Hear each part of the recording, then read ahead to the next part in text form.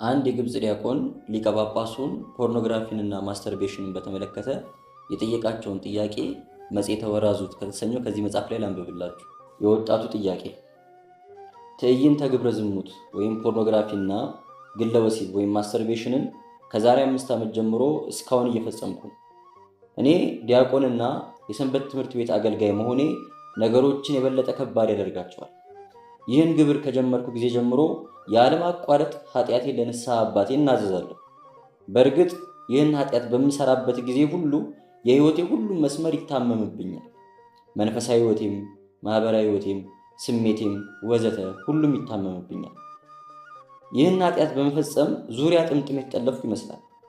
ሐሰተኛ ለሆነው የመጸጸት ጊዜ ለራሴ ይቅርታ ጠይቄ በመንፈሳዊ መንገድ ጸንቼ ለ5 ቀናት እጓዝና መልሼ እወድቃለሁ። የንስሐ አባቴ የሚሰጡኝን እያንዳንዱን ምክር ሰምቼ ለመፈጸም የምጥር ይመስላል። ሆኖም በውድቀቴ መጽናት ብቻ ሳይሆን ምንም አይነት የመለወጥ ምልክት እያሳየሁ አይደለም። አንድ ቀን በቅርቡ ምናልባት እንደ አስቆሮቱ ይሁዳ ሙሉ በሙሉ ተስፋዬን ሁሉ አጣለሁ ብዬ እሰጋለሁ። ከማንኛውም ጊዜ በላይ እግዚአብሔርን የምፈልግበት ጊዜ ላይ ነው ያለሁት። አሁን 21 ዓመቴ ነው። እንዲሁም እርሱ ከጎኔ እንዲሆን ወዳጄ እንዲሆን እፈልጋለሁ። የእርሱን መሪነት እሻለሁ። ይህን ኃጢአትም ሁል ጊዜ እሰራለሁ። በዚህም ምክንያት እግዚአብሔር እኔን ይተወኛል፣ ፍጹም ብቸኛ የሆንኩ ይመስለኛል ብዬ እሰጋለሁ።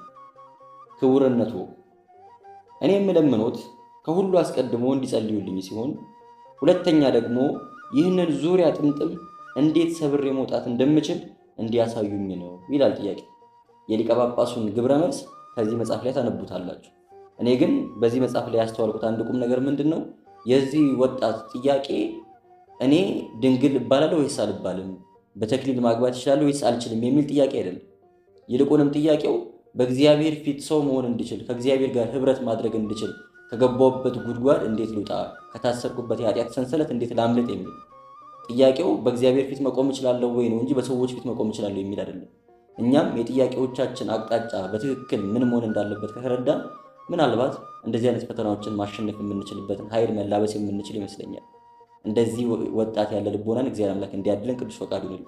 ዲያቆን ዮሐንስ ጌታቸው የጻፈውን መጽሔተ ወራዙት የሚል መጽሐፍ ብታነቡ ብዙዎቹ ጥያቄዎቻችሁ መልስ እንደሚያገኙ፣ ብዙ በጎ ነገሮችንም እንደምታገኙበት ተስፋ አደርጋለሁ።